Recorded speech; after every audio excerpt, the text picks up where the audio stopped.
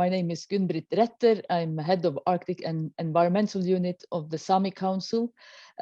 Sami people live in 4 different countries in the Nordics and Russia. I live in far northeast Norway, by a coastal community called Onjarek Nesseby. But I've been engaged in Arctic issues for since 2001, for more than 20 years now.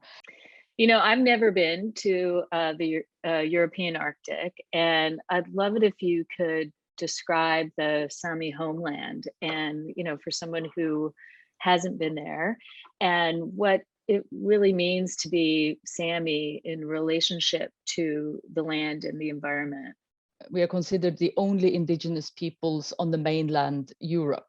We live in the northernmost Sweden and Norway. And as I mentioned, I'm from a coastal community, so marine resources, mainly fishing today, but also in the past, much more also of the sea mammals and seals are important for our culture and livelihoods. And it's a very important cultural carrier for us. It carries a language, a very unique way of utilizing the land by following the reindeer husbandry from summer to winter pastures. So in that sense, we are nomadic or semi-nomadic as they migrate from the same place. There are 9 different Sami languages, but they don't follow the national borders. But because languages were there before the borders were established, so it's the language borders go horizontally and the national borders vertically. So they cross through. So we speak Northern Sami in Northern Finland, Sweden, and Norway. And then you have Julev Sami in the middle of Norway and Sweden. So it's like crisscrossing everything here. But the borders are not that strict like in North America between Canada and US. Or US or Russia, it's quite, well, used to be quite open. So the family bonds and cultures goes very smoothly across borders, and festivals, cultural exchange. Our Sami handicrafts market, meat market is cross-border. We are a people with the language, with our customs and traditions and common history.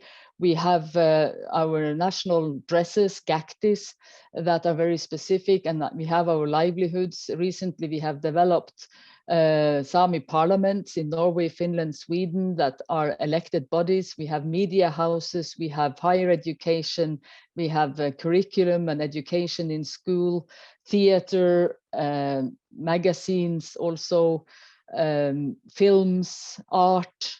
We have all those components at the society.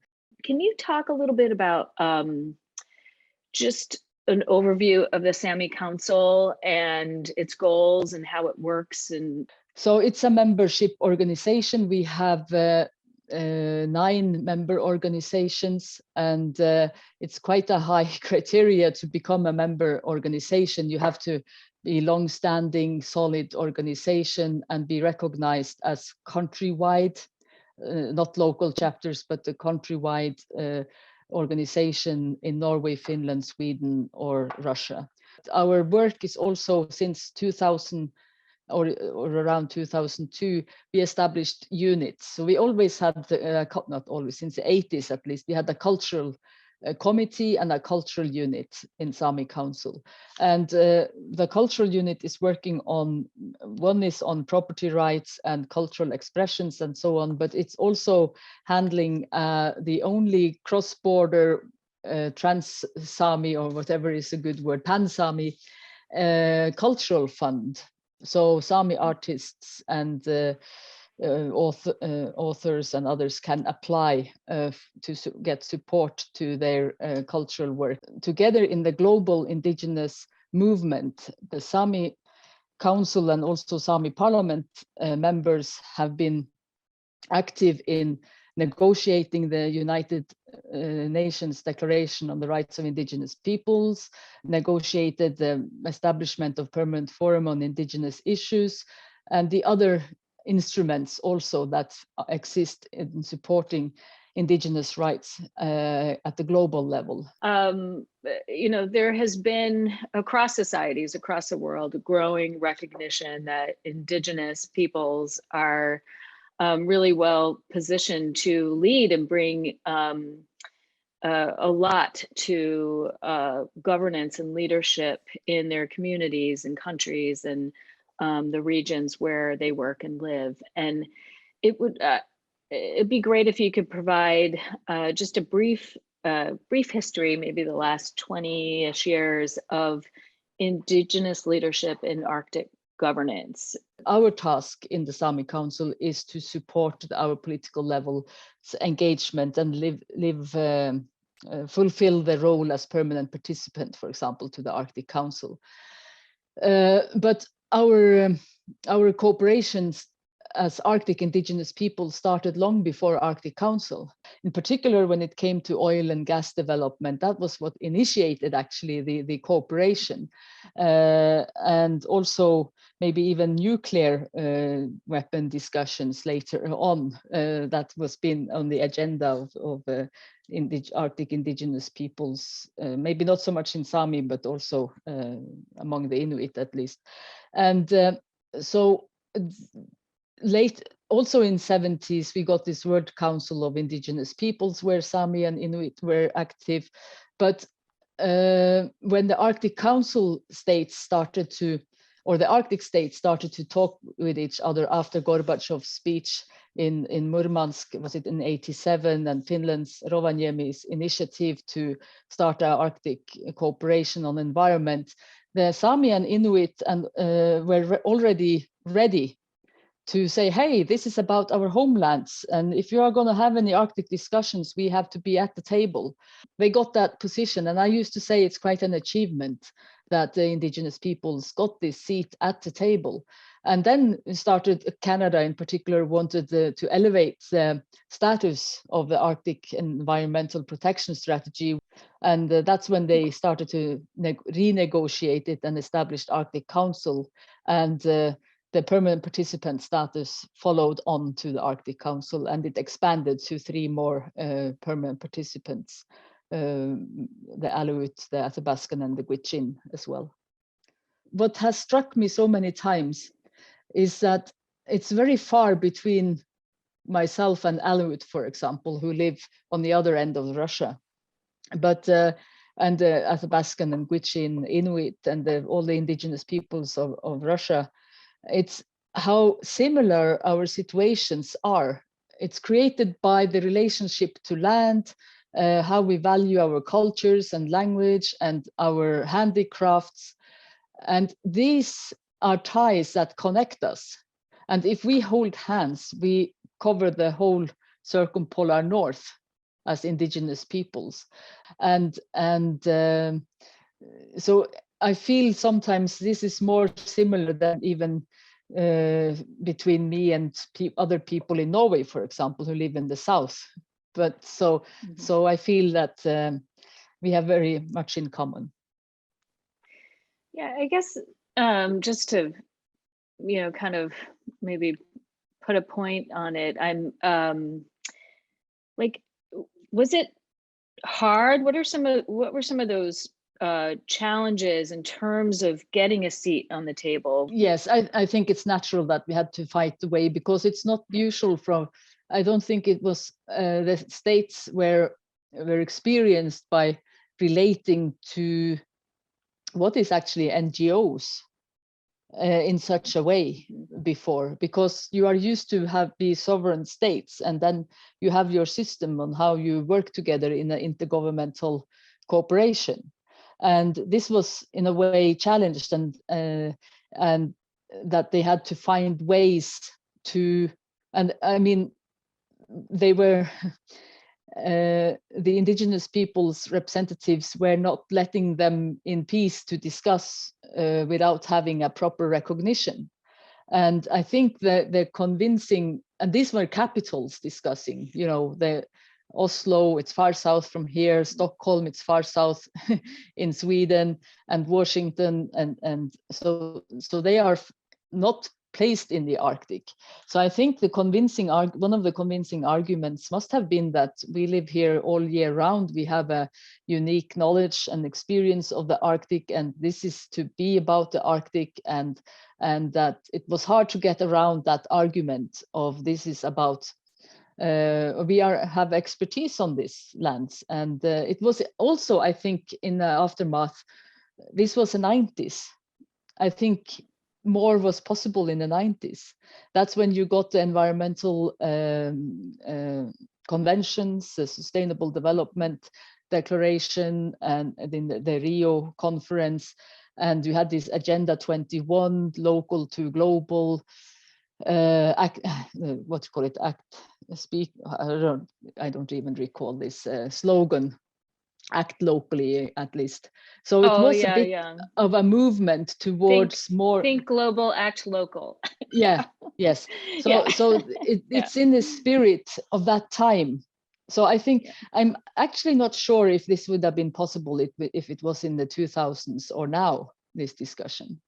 There's another issue or challenge to fill that seat with something meaningful, because we can always go out and fight for new positions, negotiate new seats, but it's a whole different task and expectations to contributing. We have also already second or third generation of people who are implementing this role for the Saami Council, and also the state representatives. They also now are used to it's so standard that we are there. So in the early years where I was engaged, we weren't so active, or we didn't have the capacity to engage so much as we wanted in working groups. But now we have, I feel there is so much opportunities. We are invited to everything Arctic Council does, but we don't have the capacity. So we have, of course, to have rough prioritization on where we want to engage. So, but we are very much always welcome to participate, and we are developing ways of how to ensure that we have co-production of knowledge.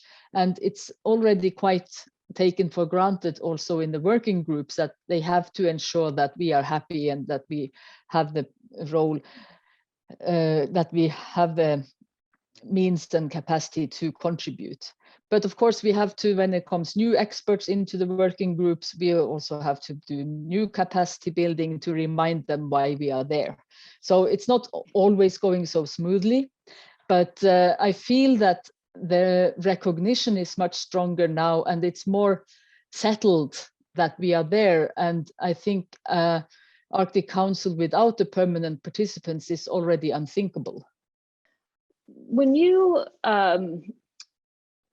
think about meaningful engagement of Indigenous peoples and the Sami population, how should governments and organizations and researchers and others really think about collaboration? I think where we choose to partner in projects or science projects and so on is where we are the early engagement, where we can be part in designing the whole thing, because that is when we can really get to the local knowledge holders engaged and build trust, and the knowledge holders or community in question being part of defining the needs, and so this project can be useful also for us, not only for the careers of other people.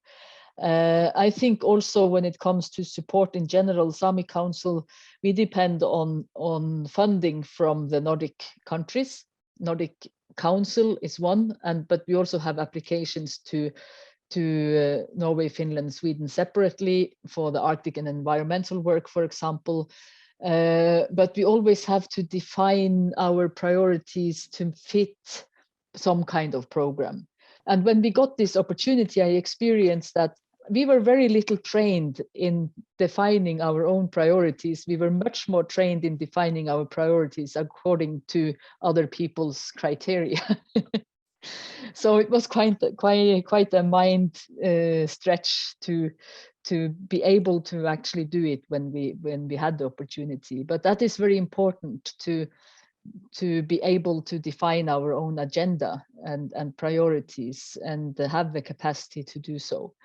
I'd love to just get a sense of, you know, how the Arctic has changed. The perception of the Arctic has changed in the past decade, you know, and how some of those traditional practices you talked about earlier, how some of those changes have affected those traditional livelihoods and way of life of Sami and other indigenous cultures.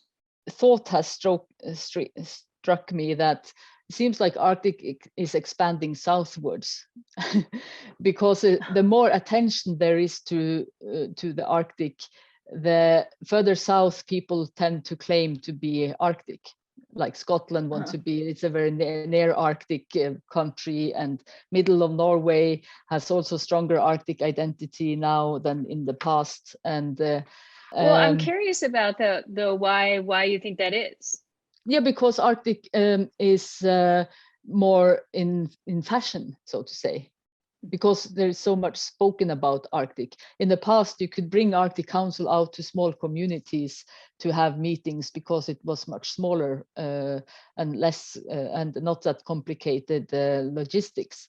But nowadays, I think the meeting is too large. So we have moved in my career in Arctic Council from having to discuss how to reach out to almost how to manage the large interest of the Arctic.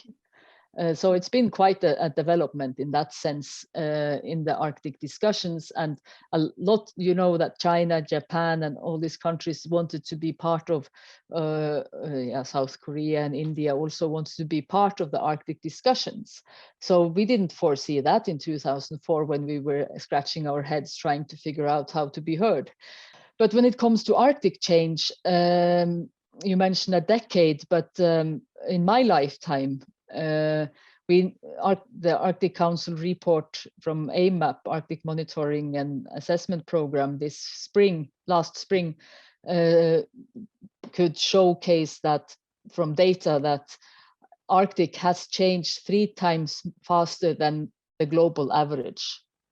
And in my time then, I remember 80s being quite a cool period. Where the big question, the 17th of May is a Constitution Day in Norway, and that is a kind of a mark day in the calendar. So our big question was that, does the snow melt to 17th of May? Because that means, could you wear your new shoes or should you wear your winter boots? So that was always a big question. But now the snow is most often gone well in advance of 17th of May. Sometimes the trees are green by 17th of May. So I think the growing season visibly has expanded with several weeks, both ends. That means it's also much more growth, so that you have more dark surface on the tundra, where you have bush and undergrowth that grows above the snow cover, that makes the white surface darker. The same goes for the Arctic ice, which is melting and makes more of the white surface dark. We have had, you can't see it visibly, but you have more of the, let's take the ocean acidification first, that it's more algae and warmer waters. So it's a shift a bit in the fish species. We have had in my neck of the woods, the birch larva that has peaked. There's 3 species, 2 of them relatively new in this area. One is natural, but the peak coming more and more frequently. So actually the forest is quite damaged. So how does all of that change impact the livelihoods and lives and cultures and traditions of the Sami people and other indigenous populations? Yeah, at the far extreme, we might have an Arctic we don't recognize only in a few decades. For small-scale fisheries, it's easy to adapt to new species if they are allowed, if you have quota and so on to fish it. But the impact is more on the economical side. For what the market is more used to to cod, for example, but that might migrate to colder waters, and you get new species in, so that might have economical impacts. But for what I have on the dish, it doesn't matter so much as long as it's healthy. But that is the next question. If you get more acidification, and that impacts the juveniles or shellfish and so on, that the fish isn't in that good shape anymore, that is of course challenging. But the local fishermen also say that the wind directions have changed. So our winds are usually in the summer from eastern winds, but we have more western winds, and they are rougher here. So it means more days on shore that they can't get out. So that's also impacting, of course.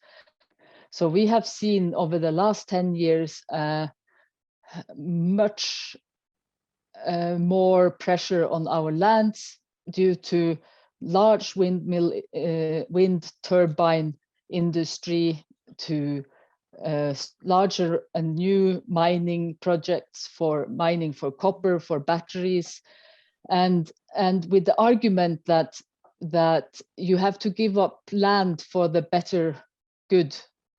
Is that what is English expression? Yes. Larger good. For the greater good. Yeah. Greater good. Yeah, I heard it was something wrong. You have to give up land for the greater good, because we need to change our energy system and green energy, so you get benefits investors get kind of tax reductions to invest in green energy, and most of this is looked upon to already existing reindeer herding land. So the secondary effects of climate change is maybe that the most immense, most acute, or most present challenge to us, because climate change is a bit slower and long term. But those who are out on the land, they are already under pressure. Some areas at the verge of extinction due to this massive wind industry. Climate change is part of this larger nature loss, and they are working together. The IPBES global assessment in 2019 also recognized that indigenous land managed by indigenous peoples are also getting lost, but at a slower rate than other land, and also that indigenous lands have kept a richer biodiversity than others, because oftentimes it tends to be clear cuts of forest, and then you replace it by plantations.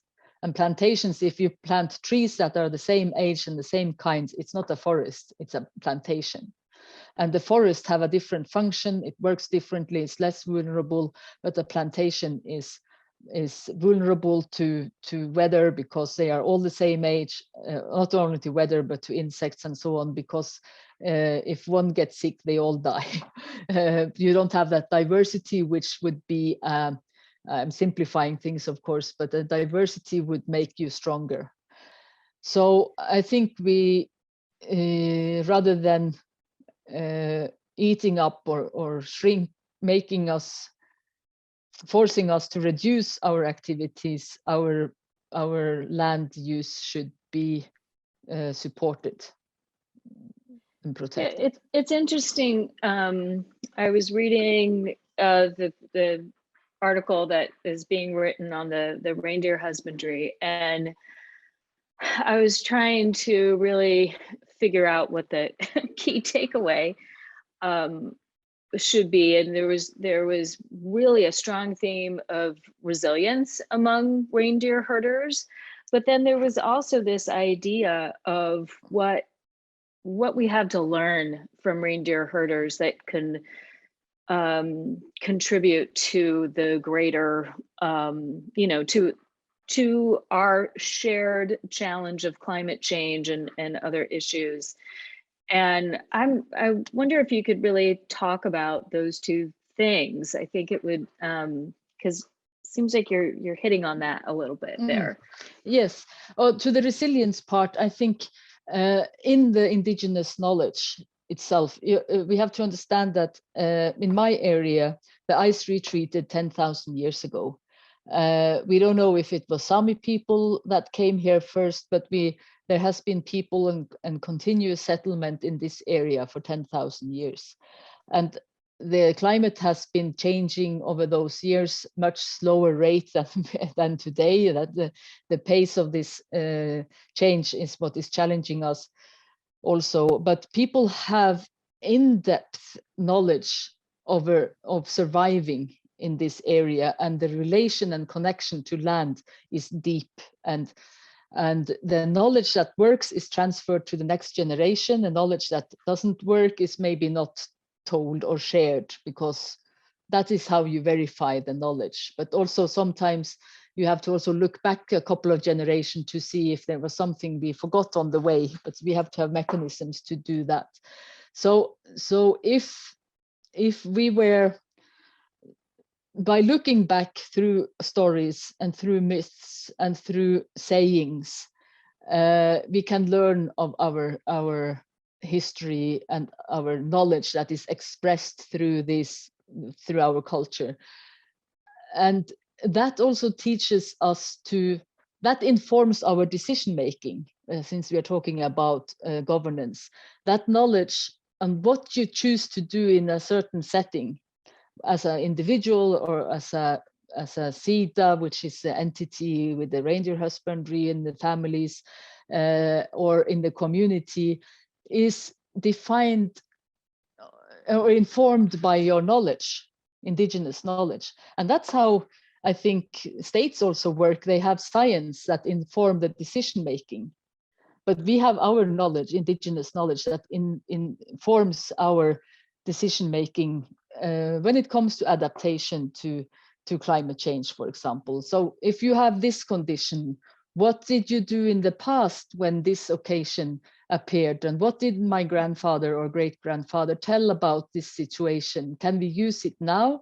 Should we try this or should we try that? And then you see, okay, this didn't try, so that we try the other. And that's exactly what had worked in the past too. So you are, in a way, if you have that flexibility in your culture to choose this route or that route for migration, for example, but there's much more decisions to be made, but spring migration might be one. The ice has gone up in the rivers too early, the wetlands are open too early, then you need to have an alternative flexibility to choose an alternative route. But you can't do that if there is then a windmill or wind industry there, or a mine. So that the infrastructure that is developed now is reducing the flexibility in your herd or your management in a time when you would need more flexibility because you are challenged by the climate and environmental change. And all this land it's no wilderness here. Like, people look to this as wilderness, but it's all cultural landscape formed over 10,000 years. Nothing is untouched, but it remains untouched because that's how we have used it. Right. And we didn't save these lands for others to spend, to put it that way.